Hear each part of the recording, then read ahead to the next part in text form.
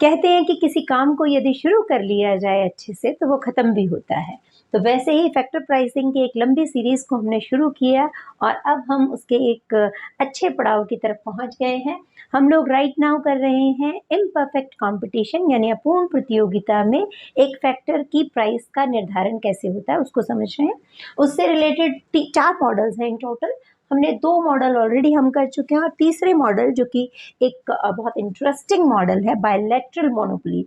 Bye का मतलब होता है BIY मीन्स 2 और लेटरल का मतलब साइड्स। तो दोनों साइड जिसकी मोनोपोली हो, मोनोपोली यानी सिंगल सिंगल लोग हों, दोनों की 2 लोगों के सींग जो है आपस में भिड़ रहे हो। जैसे डिमांड साइड जो है मोनोप्सोनेट्स, यानी कि जिसने फैक्टर को परचेज करना है वो भी एक सिंगल एंटिटी है।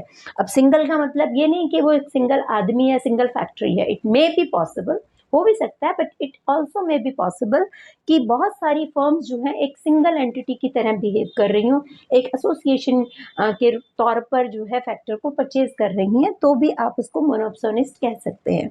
इसी तरीके से सप्लाई साइड में लेबर यूनियन है।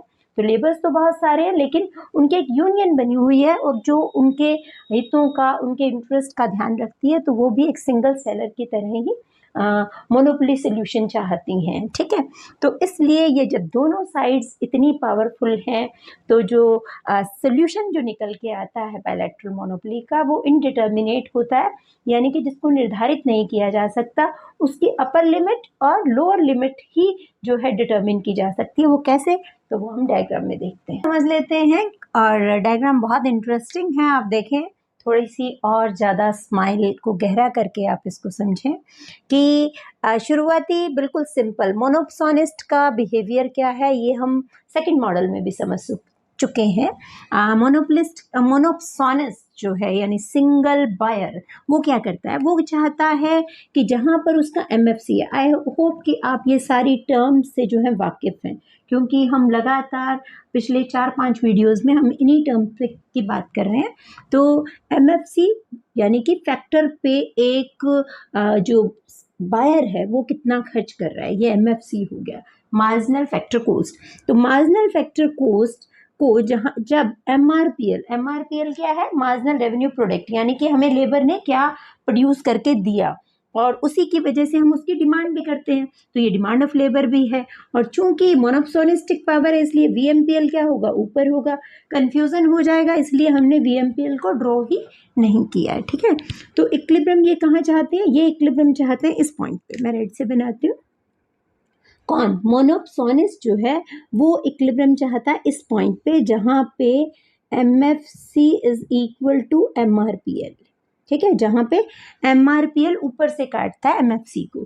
ठीक, और उसके किस पॉइंट पे यहाँ पर इक्विलिब्रियम हुआ है, माइंड यू कि आप इसको वेज डिटर्मिनेशन ना माने। वेज डिटर्मिनेशन कहाँ होगा, जहाँ पर ये वाला पॉइंट जो है आके एवरेज सप्लाई ऑफ लेबर को या एवरेज एक्सपेंडिचर को या एवरेज फैक्टर कॉस्ट को काटेगा। इनके नाम बहुत सारे हैं, अलग अलग बुक्स में अलग अलग दे रखे हैं, आप एक पक्का नाम रख लीजिए और वही यूज कीजिए। ठीक है, तो यहाँ पर आपकी वेजेस डिटर्मिन हो गई किसकी तरफ से, मोनोप्सोनिस्ट की तरफ से। अब दूसरा जो मतलब जो हमारा काउंटर पार्ट है वो क्या है, लेबर यूनियन। लेबर यूनियन क्या है, एक मोनोपोली है। तो मोनोपोली क्या करती है, मोनोपोली तो वहां पर इक्विलिब्रियम करती है जहां MR इक्वल टू MC है। तो अब इस डायग्राम में MR और MC कहाँ पे है, तो इसको जो सप्लाई ऑफ लेबर है ना, उसको हम MC कर्व मान रहे हैं। क्यों मान रहे हैं, क्योंकि वैसे तो मोनोपोली का में कोई भी जो है सप्लाई कर्व होता ही नहीं है, लेकिन यदि मोनोपोलिस्ट एक कॉम्पिटिटिव बायर की तरह बिहेव करे तो हम ये मान सकते हैं कि जो उसका मार्जिनल कॉस्ट कर्व होता है वो सप्लाई ऑफ लेबर की तरह ही काम करता है। तो सप्लाई ऑफ लेबर को हमने मार्जिनल कॉस्ट मान लिया। ठीक, अब जो है MR कर्व जो है, यदि इसको हम एवरेज रेवेन्यू कर्व माने सेलर की पॉइंट ऑफ व्यू से, है ना, जो क्योंकि यही चीज है जो वो कमा के दे रहा है, तो उसका एवरेज रेवेन्यू कितना है, यही है। तो एवरेज रेवेन्यू ये है, तो इसके कॉरेस्पॉन्डिंग हम एक MR कर्व को भी खींच सकते हैं। ठीक है, तो ये MR कर्व हो गया। अब जहां पर MR और MC इक्विलिब्रियम कहाँ होगा, जहां पर एम आर और एम सी कर्व आपस में बराबर होंगे, वो इक्विलिब्रियम लाइन होगी, यानी कि इतनी लेबर, वो कहेंगे कि ज़्यादा, यूनियन कहती है कि ज़्यादा लेबर एम्प्लॉय करें, ये मोनोप्सोनिस्ट इतनी जो है लेबर को एम्प्लॉय करना चाहता है और इतनी वेज रेट देना चाहता है। लेकिन यूनियन क्या चाहती है, यूनियन कहती है ज़्यादा लेबर रखो और उनको प्राइस भी ज़्यादा दो। प्राइस कितनी दो, इतनी, एटलीस्ट किसके बराबर, एवरेज रेवेन्यू के बराबर। तो प्राइस इतनी, ये और भी अच्छा डायग्राम बन जाएगा यदि इसका डिफरेंस आप थोड़ा सा सेटिंग करके और डिफरेंस को बड़ा ज़्यादा दिखा दो तो ज़्यादा अच्छा डायग्राम बनेगा। तो ये यूनियन का जो है वो, यानी प्राइस जो है ये लोअर लिमिट है और ये अपर लिमिट है।